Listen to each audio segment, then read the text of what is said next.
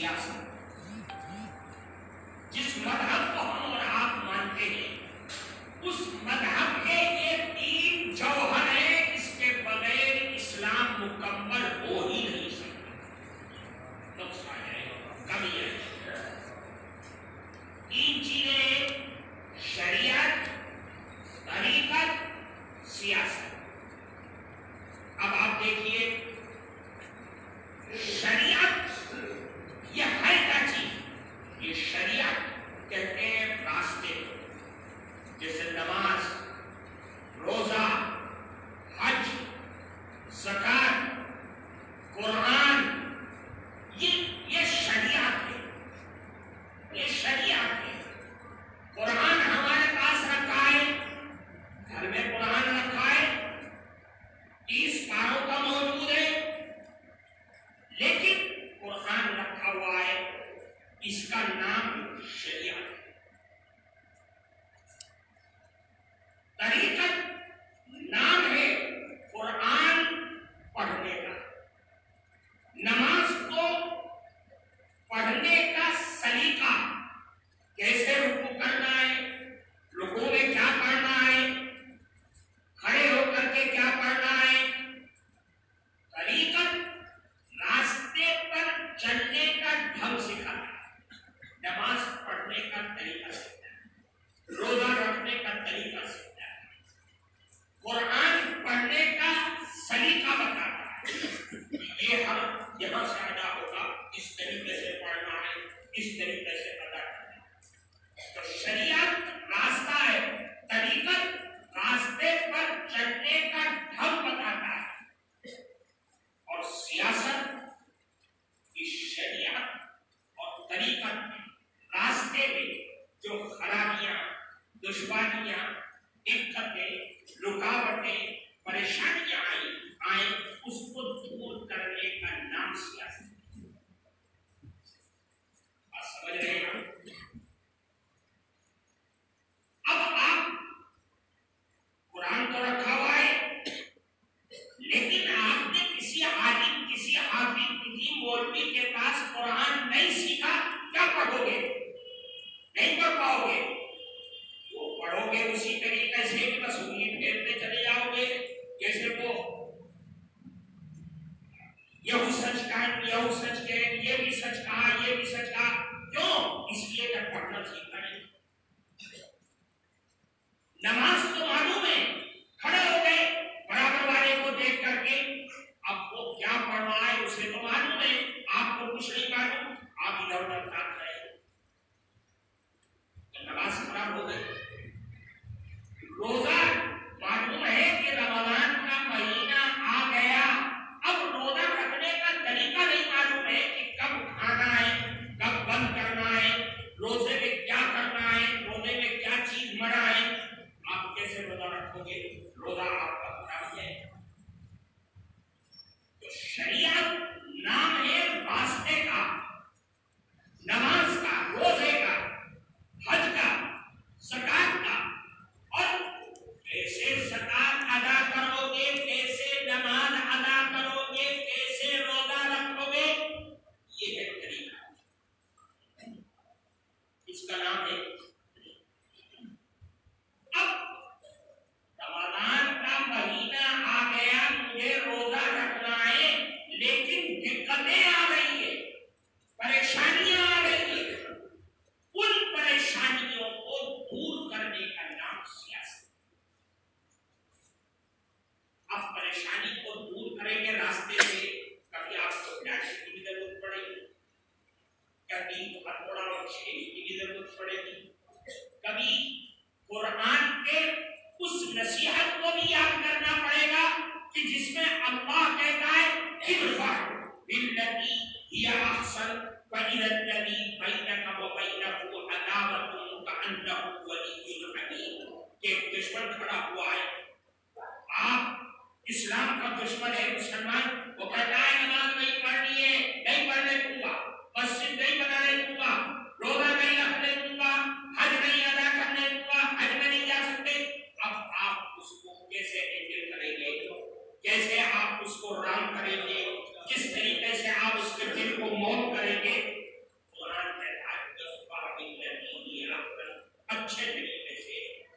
के शब्द बोल करके, प्यार के अल्फाज को जुबान से निकाल करके आप उस दुश्मन को अपना दोस्त बनाएं।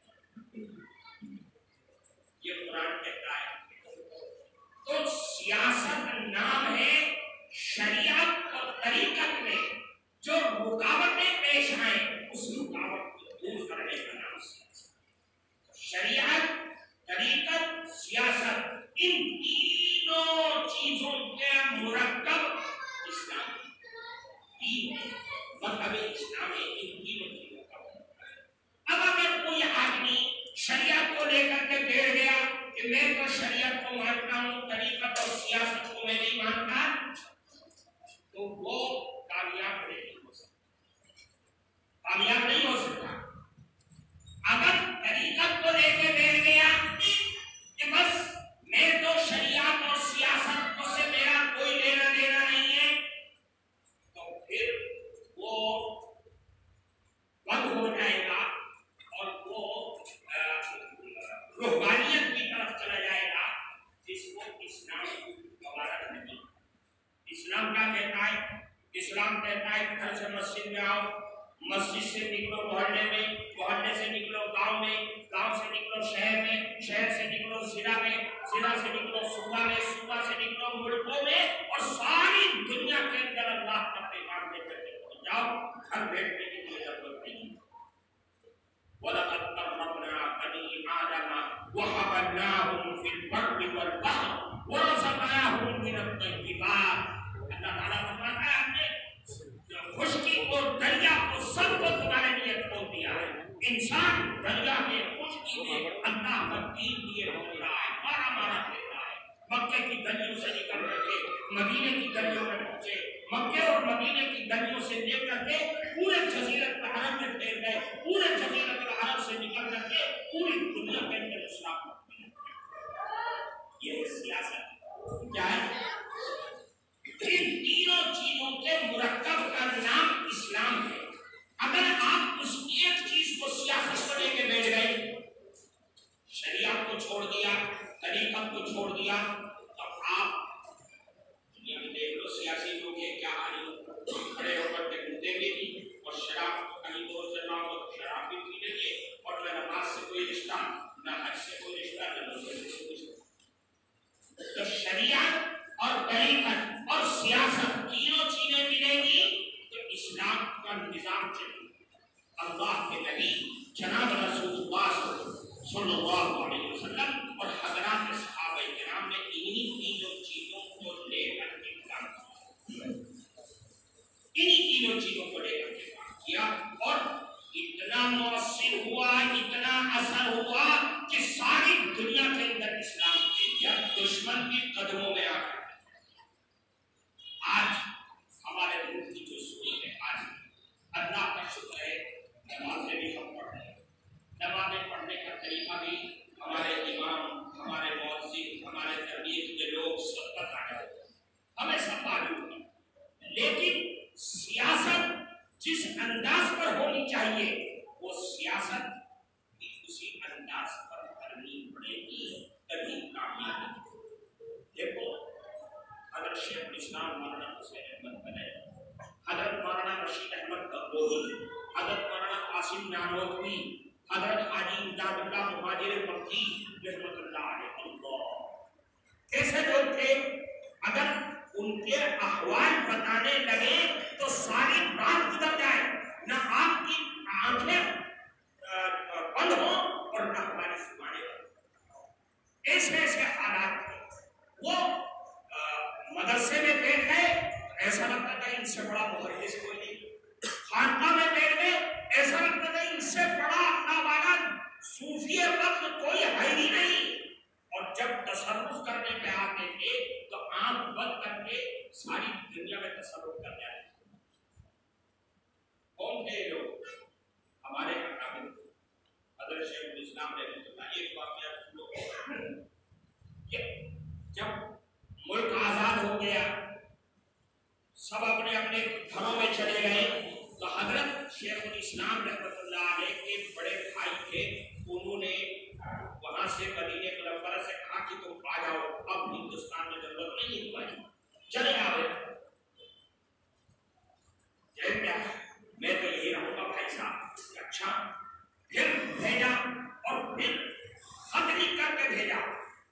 कि मैं खुसूसी फ्लाइट भेज रहा हूं अपने सारे कुंबे को लेकर के, तुम मदीने मुनव्वरा आ जाओ। इनकार कर दिया। फिर आखिर में क्या कहा कि ए हुसैन अहमद, तुम मदीने आ जाओ, यहाँ पर रोज़े अतहर है, अल्लाह के नबी है, जब चाहोगे उनकी कब्र की ज़ियारत कर लोगे, तुम आ जाओ हिंदुस्तान छोड़कर। देखो कैसे अल्लाह वाले थे। उन्होंने क्या जवाब दिया? उन्होंने ये जवाब दिया कि भाई साहब, अल्लाह का शुक्र है, मैं जब भी हिंदुस्तान में आंख बंद करता हूँ, सर झुकाता हूँ, अल्लाह के नबी की ज़ियारत। अल्लाह अकबर। तो ये बोलो, हज़रत मौलाना रशीद अहमद गंगोही रहमतुल्लाह अलैह पूरी देवबंदी मसहब के इमाम है।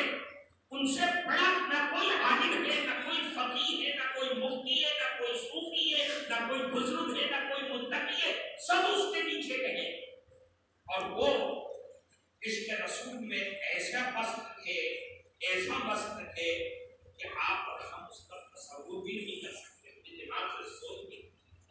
लेकिन मुल्क की आजादी के लिए इन लोगों ने सियासत को इख्तियार करके अपने दामन को ऐसा बचा करके लेकर के चले कि जो उस जमाने की सुपर पावर ताकत थी, उसके घुटनों को जमीन के अंदर दबा। क्या चीज थी? सियासत। और सियासत किया, और दुनिया बेअकल ऐसे भी है जो उनको आज गालियां भी देती है। लेकिन हम पूरे आबोताब के साथ, शरह सदर के साथ ये कह सकते हैं कि आज हमारे सर पर पगड़ी, आपके सर पर टोपी, दाढ़ी, ये मस्जिदें आजादी के साथ अजान नमाज़ें इन्हीं अकाबिर की देन है, वरना ये मुल्क उंदुलुस बन चुका होता। सियासत में वो लोग शरीक हुए। आज हालात हिंदुस्तान के अंदर इंतहाई खराब नहीं, लेकिन मुसलमान हालात से घबरा नहीं। हर बिगड़े हुए नए नए हालात के अंदर मुसलमान को अल्लाह जीने के नए नए रास्ते अता फरमाता है। ये मज़हब इस्लाम की सबसे बड़ी ताकत है। इसलिए घबराने की नहीं है। बस आने वाले इलेक्शन में आपको अपने वोट ज्यादा से ज्यादा डलवा करके 100% वोटिंग करा करके आपको वो ताकत है जो मुल्क के अंदर बरसरे इख्तियार आना चाहती है और मुल्क को हिंदू स्टेट बनाना चाहती है, आपके वोट का हक छीनने की प्लानिंग तैयार कर चुकी है, उसको आपको मुल्क से धक्का देकर कोई निकालेगा। और वोट, देखिए हमारे आने का मकसद ये कि हम आपको वोट की हैसियत बताएं। मुसलमान नमाज, रोजा और हज, ज़कात को ही शरीयत समझता है, वोट देने और दिलवाने को शरीयत नहीं समझता। हालांकि ये गलत और पूरी है। वोट डालना, वोट डलवाना ये शरई हक है। अगर किसी आदमी ने वोट को न डाला और न डलवाया, ये समझिए कि उसने हराम किया। क्यों? इसलिए कि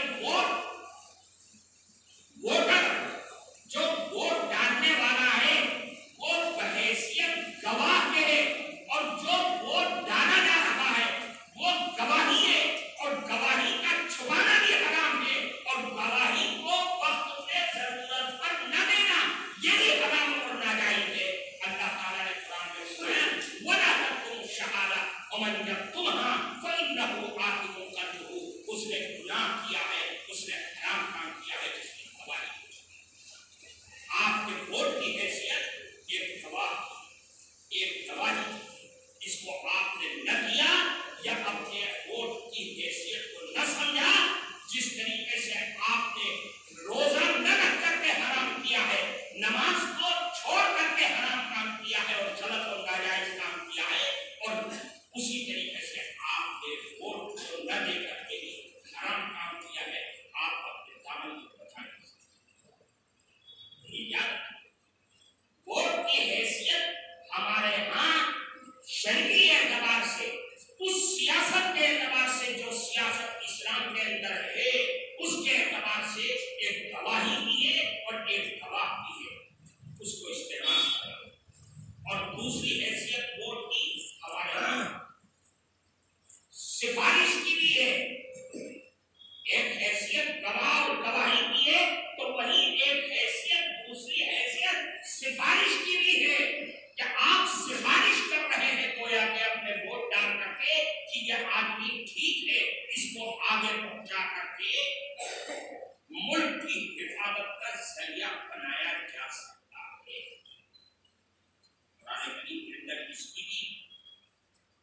का भी हुक्म दिया गया है, वमन यशफा शफाअतन हसनतन, क्या है? वमन यशफा शफाअतन हसनतन यकुल लहू किफ्लुन बिह, वमन यशफा शफाअतन सय्यअतन यकुल लहू नसीबुन बिह। जो अच्छा बेहतरीन अच्छी चीज की सिफारिश करके आगे बढ़ाएगा, तो जितना भी वो अच्छा काम करेगा उसका हिसाब और किताब में उस आदमी को भी सवाब मिलता रहेगा। और अगर आपने किसी गलत आदमी को वोट दे करके उसको आगे बढ़ा दिया, तो वो जितना गलत काम करेगा उसका बवाल भी आपको मिलता है। आपको अपने वोट का सही इस्तेमाल बस, और वोट ज्यादा से ज्यादा करवाना है, इसकी आपको फिक्र करनी है। यही हम आपके पास में रखते रहे। हमारा मुसलमान देश फैसला और काम बिगाड़ने के बाद फिर फिक्र करता है और फिर वो मेरा बचाता है, हजी यो कर दिया, हजी वो कर दिया, हजी यो कर दिया। मेरे भाई, हालात दुनिया में इस हिंदुस्तान के अंदर तो बड़े ही खराब हैं। आप उस हालात को जितना अपने वोट के जरिए अच्छा से अच्छा बना सकते हैं, आप बनाइए। वरना याद रखें, बर्मा के मुसलमानों से वोट की हैसियत है, पूछो बर्मा के मुसलमान, वोट का हक छीन लिया और धीरे धीरे धीरे इस तरीके से काटा है, इस तरीके से मारा है कि जब उसको उनको बर्मा के मुल्क के अंदर जहां वो पैदा हुए, आबाद हुए, जवानी गुजारी है, न वहां रहने का हक है, न वहां शादी ब्याह करने का हक है, न ही उनको तिजारत करने का हक है, न ही कोई ऐसी जमीन पूंजी बनाने का हक है जो इंसानियत के नाते उनको एक इंसान को मिलता है। और यहाँ तक कि उनको मुल्क से अलग कर दिया गया, सारे दुनिया के अंदर मारे मारे। याद रखो, ये हालात अगर आपने अपने वोट का इस्तेमाल न किया, ये हालात हिंदुस्तान में आएंगे, कोई रोक नहीं सकता। पूरी प्लानिंग है, आसाम के अंदर ट्रायल उसका हो गया है। इतना जमीन उल्टा है कि उसने और हजरत सैयद अरशद मदनी दामत बरकातहू ने अपनी नींद और सोने को हराम कर दिया और मुकद्दमात लग करके उन लाखों मुसलमानों को वोट देने का और हिंदुस्तान की शरीयत का अधिकार उनको दिलाने का अज़्म उठा लिया और कामयाबी उनको मिलने भाई। यही हालात, इन हालात से बाहर और अपने वोट का, आप उस दिन बगैर वोट डाले दुनिया का कोई काम नहीं। अपने घर के हर फर्द, हर औरत जिसका जिसका वोट है उसको दिलवाने की कोशिश करे और सोच समझ करके वोट डाले। ये सब आप अक्लमंद हैं, होशियार हैं, हालात सबके पास है, सब देख रहे हैं। जिसको भी वोट दे ऐसे आदमी को कि जो इस मुल्क की बका और आपकी हिफाजत के लिए, मुल्क की हिफाजत के लिए काम कर सकता है। अल्लाह हम सबको अमल की तौफीक अता फरमाए और हम सब की हिफाजत फरमाए। हमारे दीन की, ईमान की, अकीदे की, इज्जत की, आबरू की हिफाजत फरमाए और हम सबको अमन और अमान वाला मुल्क अता फरमाए। जो मुल्क हमारा था सोने की चिड़िया की, एक जमाने तक अमन और अमान और राष्ट्रीय और प्यार और मोहब्बत का मुल्क था, अल्लाह फिर से इसको ऐसे ही बना दे। जो नफरतों की सियासत कर रहे हैं उनको रास्तों से हटा दे, उन रोड़ों को अल्लाह हम सब की हिफाजत करे।